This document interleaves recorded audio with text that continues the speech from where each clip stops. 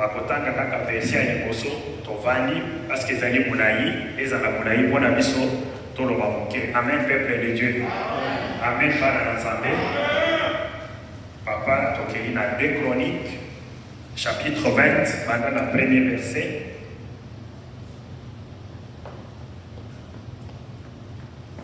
Amen. Amen, amen. Amen, amen, peuple de Dieu.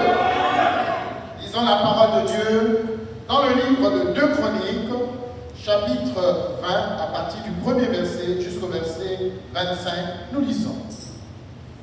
Après cela, les fils de Moab et les fils d'Ammon, et avec eux les Moabites, marchèrent contre Josaphat pour lui faire la guerre. Ok, Kovanda. Continuez, papa. On vint en informer Josaphat en disant: une multitude nombreuse s'avance contre toi depuis l'autre côté de la mer, depuis la Syrie, et ils sont à Hatsason Tamar, qui est en Médie.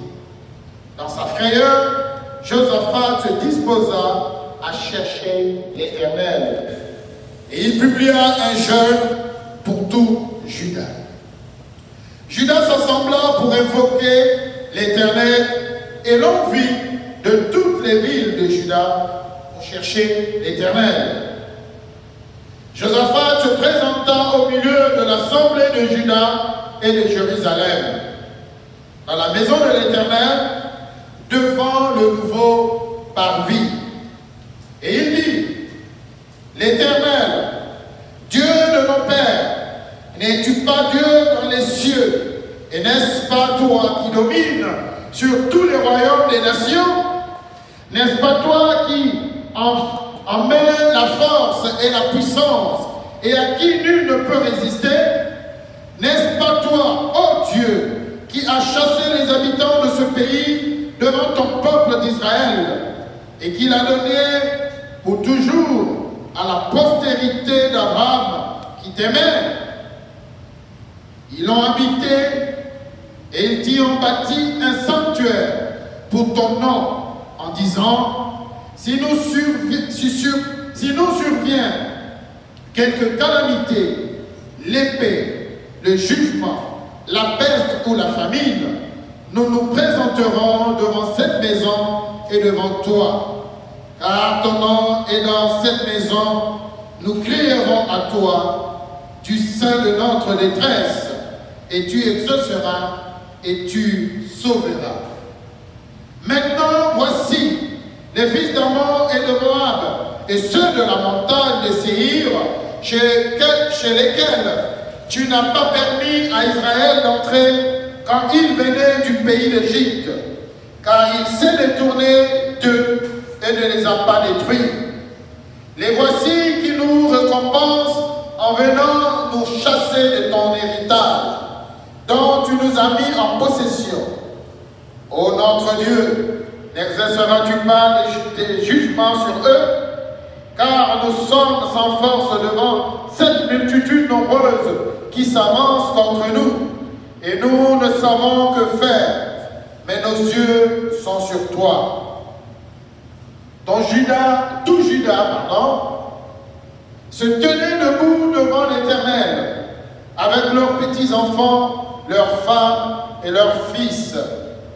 Alors l'Esprit de l'Éternel saisit au milieu de l'assemblée Jézaciel, fils de Zacharie, fils de Benaja, fils de Jéhiel, fils de Matania, lévite d'entre les fils d'Asaph. Et Jézaciel dit: soyez attentifs, tout Juda et habitants de Jérusalem. Ô toi, roi Josaphat, ainsi vous parle l'Éternel. Ne craignez point et ne vous effrayez point devant cette multitude nombreuse, car ce ne sera pas vous qui combattrez, ce serait Dieu. Demain, descendez contre eux. Ils vont monter par la colline de Tzit, et vous le trouverez à l'extrémité de la vallée en face du désert de Jériel. Présentez-vous, tenez-vous là, et vous verrez la délivrance que l'Éternel vous accordera. Judas et Jérusalem, ne craignez point et ne vous effrayez point. Demain, sortez à leur rencontre et l'Éternel sera avec vous. Josaphat s'inclina le visage contre terre, et tout Juda et les habitants de Jérusalem tombèrent devant l'Éternel pour se prosterner en sa présence. Les Lévites d'entre les fils des Kéatites et d'entre les fils de Kéroïtes se levèrent pour célébrer d'une voix forte, haute, l'Éternel, le Dieu d'Israël. Le lendemain, ils se mirent en marche de grand matin pour le désert de Tekoa. Alors, de pas, Josaphat se présentant et dit: écoutez-moi, Judas et habitants de Jérusalem, confiez-vous en l'Éternel, votre Dieu, et vous serez affermis. Confiez-vous en ses prophètes, et vous réussirez. Puis d'accord avec le peuple, il nomma des chantres qui revêtus d'ornements sacrés et marcha devant l'armée célébrant l'Éternel et disant: louez l'Éternel, car sa miséricorde dure à toujours. Au moment où l'on commençait les chants et les louanges, l'Éternel plaça une embuscade contre les fils d'Ammon et de Moab et ceux de la montagne de Séhir qui étaient venus contre Juda, et ils furent battus. Les fils d'Ammon et de Moab se jetèrent sur les habitants de la montagne de Séhir pour les dévouer par interdit et les exterminer. Et quand ils en eurent fini avec les habitants de Séhir, ils cédèrent les uns les autres à se détruire. Lorsque Judas fut arrivé sur la hauteur d'où l'on aperçoit le désert, ils regardèrent du côté de la multitude, et voici, c'étaient des cadavres étendus à terre, et personne n'avait échappé. Josaphat et son peuple allèrent, trouvèrent parmi les cadavres d'abondantes richesses et des objets précieux, et ils enlevèrent tant qu'ils ne purent tout emporter. Ils mirent 3 jours au pillage du butin, car ils étaient considérables. Parole du Seigneur. Amen. Amen. Amen, peuple de Dieu. Amen. Amen, les votes en assemblée. Amen. Mukanda ezali mulai pona mutu nyonso ayoka ebongo biso toloba moke. Amen, peuple de Dieu. Amen. Ndeko mwasi, ndeko mobali, depuis un certain temps, tango tozali kokutana na kati ya église en ligne, ozali koyoka, tozali chaque fois kocha accent na likambo oyo etali losambo. Tozali toujours kocha accent tolobi mwana na nzambe ezala euti gauche ou bien euti droite kokende kopanike te. Telema liboso na nzambe banda koyebisa ye likambo na yo avant okende koluka bande komususu basoutenir yo mpe na kati ya losambo liboso yo na nzambe na yo. Mpona nini tozali koloba okende na kati ya losambo? Po losambo ezali solution ya makambo nyonso oyo tozali komona wana samboki. Olingi kotrouve solution na likambo oyo ezali kotungisa yo, telema fukama belela nzambe. Nzambe wana oyo azali kosala na baninga mosusu okomona mpe azali kosala na yo. Losambo wana ezali losambo ezali kouta chaque fois na se ya motema. Ezali kouta na sa motema, ozali kosambela yango na motema moko. Lobi na prière oyo tobandaki kosala ya supplication oyo na intercession na biso hier samedi, tolukaki lisusu kotia point kaka na esika ya losambo. Po mokanda na nzambe ezali koyebisa biso ke bosala losambo, faites des prières en tout temps, des prières de toutes sortes et des supplications. ezali mpona nini ezali kaka mpona bit moko oyo mpo na kati ya losambo nde bisika tozali kozwa solution na kati ya makambo oyo tozali nango tozali komona même na kati ya réclamation comme on le disait encore hier que ça soit na Ancien Testament que ça soit na Nouveau Testament solution na kati ya baréclamation mikakatano ya ndenge na ndenge oyo ezali kokweyisa biso ezali kovandisa biso na se solution ezali kaka na kati ya losambo. Amen peuple de Dieu. Amen.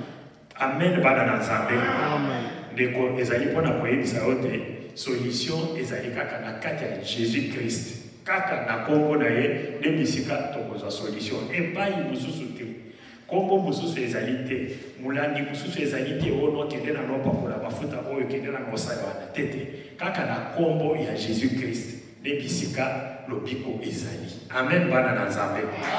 Yango wana nde obandaki koyoka oyo ozoyoka na ligne ntango tozali kosala quelquefois ba prière ya supplication ozali koyoka bato bazali koganga odire neti bato ya maboma bazali kobelela Jésus mpona nini mpona aya kozonga biso kombo oyo kaka le fils ke ntango ozali kobelela yango ezali kopesa bomoi na kati ya misala na yo ezali kopesa bomoi na kati ya libota na yo kaka kombo oyo. Amen peuple de Dieu. Amen bana na Nzambe. Kaka kombo na Jésus nde ezali kobekisa kombo mosusu te kombo mosusu te ndeko il y a que le nom de Jésus qui sauve lobiko ezali kaka na kati na Yesu na makambo oyo ekoki kouta gauche ekoki kouta droite ndeko mwasi ndeko mobali telema kaka na kati ya liloba telema kaka luka elongi ya Nzambe luka elongi ya Nzambe liboso okomona nde yango nde kopesa solution na kati ya makambo na yo. Amen peuple de Dieu. Amen. Mukanda o papa oti kotanga ezali mukanda molai. Je pense que aussi totanga mote je pense année ou bien année passée aussi totanga mukanda ya roi Josaphat oyo bipai wapi ozali komona banguna bazali kosangana ba roi ebele bato ya Moab les Ammon ba Moabite bazali kosangana bango nyonso mpona bakende kosala bitumba na roi Josaphat bakende kosala bitumba na bana Jerusalem. Mais roi oyo azali yokana bezali roi mokonzi ndenge azali boye azalaka mpe na baconseiller na ye azalaka na bamilitaire azalaka na basoda ya ndenge na ndenge oyo bazali na service ya mboka mais azali kokende koconsulte bango te ayoki na sango ke non kuna bato basangani bamboka soki misato soki mine balingi koya koatake bino ayoki kaka na sango alobi te abengi bagénéraux te abengi directeur ya cabinet te abengi baétat major te mpona baya kopesa solution ye azali kotelema eloko aliboso azali kosalisa nini akimi mbango akei koluka Nzambe. Amen peuple de Dieu. Amen bana na Nzambe. Parfois ezomonana ondire neti moto aliboma mais azali liboma te aponi vraiment zela malamu ayebi ke lobiko ezali kaka na kati ya Jésus Christ lobiko ezali na mampinga ya basoda oyo ngana azali na bango te lobiko ezali kaka epai Jésus atelemi akei koluka elongi na Nzambe yango ndeko mwasi ndeko mobali nde réflexe yo na ngai ifo tozala nango butu moyo en tant que bana na Nzambe na ngonga nyonso oyo tozali liboso ya likambo songolo likambo pakala ezali kotungisa biso ndeko mwasi ndeko mobali kokende kopanike te telema ofukama luka nanu elongi na Nzambe liboso luka elongi na Nzambe liboso mpona nini parce que ezali kaka ye nde moto azali kopesa solution na makambo oyo tozali nango. Amen bana na Nzambe. Amen peuple de Dieu. Roi oyo azali na mampinga azali na babatayo ya ndenge na ndenge oyo bakoki kotelema babunda mais azali kokende koconsulte bango te alobi non tokende koluka elongi ya Nzambe azali kodécréter jeune na mboka mobimba na royaume mobimba bato nyonso na baoyo bazalaki na baprovince bango nyonso bapusani abiboya awa tala makambo ndenge ezali awa tozali na kati ya bitumba boya biso nyonso tosangana esika moko tokende koluka elongi ya Nzambe mpona Nzambe ayebisa biso likambo nini tokoki kosala na bitumba oyo ntango roi azali kokende kosambela boyoki bino moko losambo ndenge ezali azali ko rappeler Nzambe abipa Nzambe ezali yote mokeli ya likolo mpe na se ezali yote moto bimisaki biso na Egypte tango tozali koya oyebisi biso ke tokota na mboka mwabe te mpona tokende kobundisa bango ezali yote moto olobaki azali ko rappeler Nzambe abi ce n'est pas toi ezali yote azali ko rappeler makambo nyonso oyo Nzambe asalaki mpona bango mpona baboti na bango abi ezali yote papa moto olobaki to atake mboka oyo te toleka metana lelo ndenge bazali kofuta biso bazali kofunda bamboka nyonso wana epa Nzambe azali kolobaki bango na bazali ebele papa tokosala ndenge nini. Amen, peuple de Dieu. Amen. Ezali mpona koyebisa yo ke Nzambe na biso oyo tozali kobondela yo na ngai Nzambe oyo azalaka na matoyi mpe ayokaka na ngonga nyonso tobelelaka ye ce n'est pas ke azali sourd azali na matoyi ayokaka mpe akitaka mpe azali kosala makambo. Amen, bana na Nzambe. Amen, peuple de Dieu. Ya wana ozali koyoka nazali koyebisa na ngonga nyonso oyo ozali na likambo euta gauche euta droite kokende kopanike te telema mbele na Nzambe parce que Nzambe oyo yo na ngai totelemeli awa cet après-midi azali Nzambe ya tikotaka oyo alobaka Nzambe akabundwane c'est Jésus-Christ de Nazareth aye alobaka mpe asalaka mpe ezali komonana. Amen, bana na Nzambe. Amen, peuple de Dieu. Amen, libota na Nzambe. Tala papa Théo a se retrouvé miso ezali kobela alobitika na luka Nzambe. Amen, peuple de Dieu. Quelquefois okomona oneti likambo ya pete parce que otikali na kobela miso te okomi kosimba mokanda oboyo miso ifo ofina po omona okomi kosimba tonga boye mpona kotia singa na liluso atonga ozokoka te ezali black te miso oyo ozali komona ntango ezali komona lisusu te ezali kobela azali kose retrouver même à l'incapacité ya kotanga mokanda ya Nzambe alobi ezali boye te atelemi ake koluka Nzambe. Amen, peuple de Dieu. Amen. Amen, bana na Nzambe. Amen. Neti Nzambe oyo azalaka na matoyi azali koyoka azalaka na miso mpe azali komona ayanoli na losambo na ye. Amen, peuple de Dieu. Amen, bana na Nzambe. Amen, libota na Nzambe.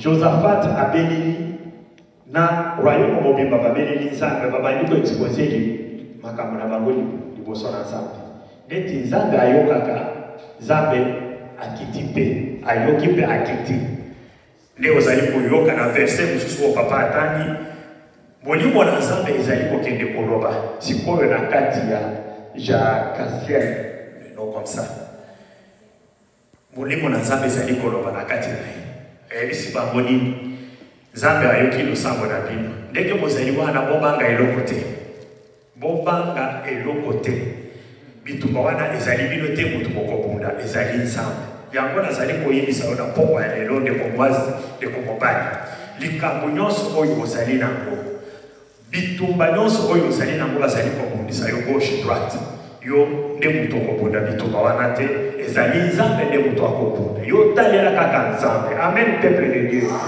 Amen, bana na Nzambe.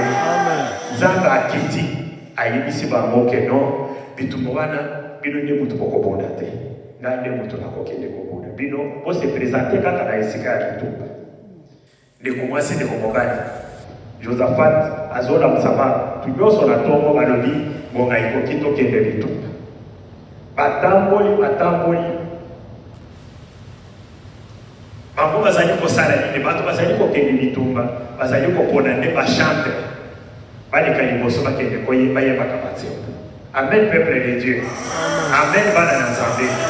Yango nde mpo na nini bazalaki deja na assurance Nzambe asayebisaki bango ayebisi bango te no bino nde mutu mokobunda te botelema kaka boyembela ngai botelema kaka boyemba kaka bokumisa ngai nde mutu nakozala na kati ya kosala ezali bino te nde oyoki nazali koyebisa na ebandeli ya losambo ndeko mwasi ndeko mobali ke Nzambe na biso azalaka na kati ya programme oyo tozali kosala te epuis soki olandi ndenge tobandi na ebandeli ezali mpe ndenge tosalaka losambo chaque jour te tobandi deja losambo na biso na louange mpe adoration tozali koyemba nyonso wana mpona nini mpona koyeba oyo tozali koyeba nzambe na biso azali na kokende kotya baambiscade na kati ya banguna na biso nyonso. Amen, peuple de Dieu.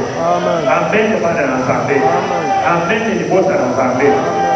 Nzambe na biso azalaka na kati ya programme te na ngonga nyonso akoki kokita. Je pense que tout le monde a senti dans le tobandi le sang ndenge ezalaki na banzembo oyo bana oyo babandaki koyeba ayebisi bango nokokende baponi bachantre bakomi koyemba ntango bango bazali koyemba kuna nzambe deja azali kokunda atie ambiscade na kati ya banguna na bango nyonso bakomi koboma na bango na bango babomani bango na bango ti ndenge basilani ntango bango bazali kokoma na esika ya bitumba bisika ifale bakende kokita kobunda batali bazali likolo batali na se bazali komona kaka bibembe na bibembe. Amen, peuple de Dieu. Amen, bana na nzambe. Yango ni komwasi de komobali nazali koyebisa ona pokwa lelo bitumba nyonso oyo ese soulever contre toi bisika nyonso bangona na yo bazali bakobanda kopoma na bango na bango bakomanda kosila na bango na bango yo okokende kobunda bitumba yo te nzambe nde moto akobunda na esika yo talela kaka nzambe bisika nyonso ozali euta gauche euta droite talela kaka mokonzi na bakonzi talela kaka nzambe ya likolo kokende kosekete te ndeko mwasi ndeko mobali kokende kolela te kokende kolela te papa kokende kolela te mama talela kaka nzambe oyo azali likolo telema ata likambo ezali kotungisa yo ndenge nini yembela kaka nzambe na yo telema yembela ye kumisa ye binela ye ntango ozali kobinela ye ye azali kosepela azali kokende kobundela o bituma na ndenge abundeli bandeko oyo. Amen, peuple de Dieu. Amen, bana na nzambe. Amen, peuple de Dieu. Bandeko oyo bazali kokoma esika ya bitumba bazali kokuta kaka bibembe na bibembe. Bato oyo bakendeki kobunda bazali kozonga na mboka bisika bauti na ba richesse batali bango na babongani bango nyonso me na kati na bango bakuti ba richesse ebele balokoti ti pendant 3 jours richesse ezali kosila te. Amen, bana na nzambe. Amen, peuple de Dieu. Amen, bana na nzambe.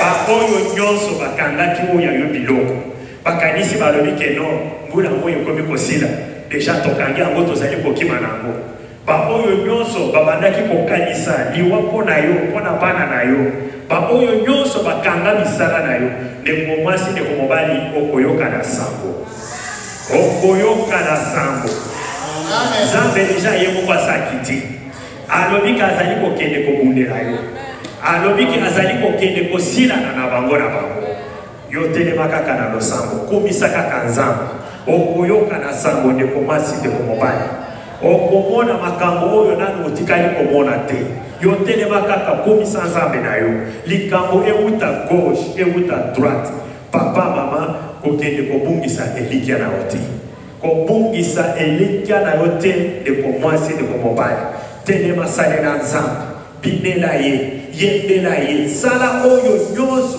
oyo ezali kopesa nzambe esema okomona makambo oyo nyonso ezali koyela o zingazinga ekobanda kolimwa yango moko lokola kolinga-lingai. Amen, peuple de Dieu. Amen, bana na nzambe. Kombo ezali kaka moko Jésus-Christ de Nazareth. Kombo mosusu te nde oyoki bana oyo bazali koyeba awa qu'il a reçu les noms qui est au-dessus de tous les noms. Donc kombo oyo ezali likolo ya bakombo nyonso ezali kombo ya papa te ezali kombo ya mama te ezali kombo na yo te ezali kaka Jésus-Christ de Nazareth. Nzambe oyo yo na ngai tozali koluka mutu oyo tozali na nzambe mosusu te. Amen, peuple de Dieu. Amen, bana na nzambe. Amen, libota na nzambe. Ndeko mwasi ndeko mobali eyelo na butu eyelo na moi telema luka kaka elongi ya nzambe luka nzambe liboso eloko mosusu te luka nzambe liboso likambo mosusu te. J'espère que bato ebele na kati na biso balandaki batémoignage oyo elekani lelo na kati ya Kinshasa ebele. Je pense que banani bamoni mosala nini nzambe azali kosala ntango moto azali kozwa décision ke non sikoyo ezali lisusu munganga te ekomi likambo yanga na nzambe tala mamelo oyo oyake na aéroport isika avion ezali kozela ye azali kokita na mutuka apesi mbongo bapesaki akei kobombana. Amen peuple de Dieu. Amen libota na Nzambe. Nyonso wana ezali likambo ya hasard te. Elle a senti na kati na ye mongongo ezali koloba Nzambe azali koloba que maintenant trop c'est trop nayoki kolela na yo wana nazali kolela.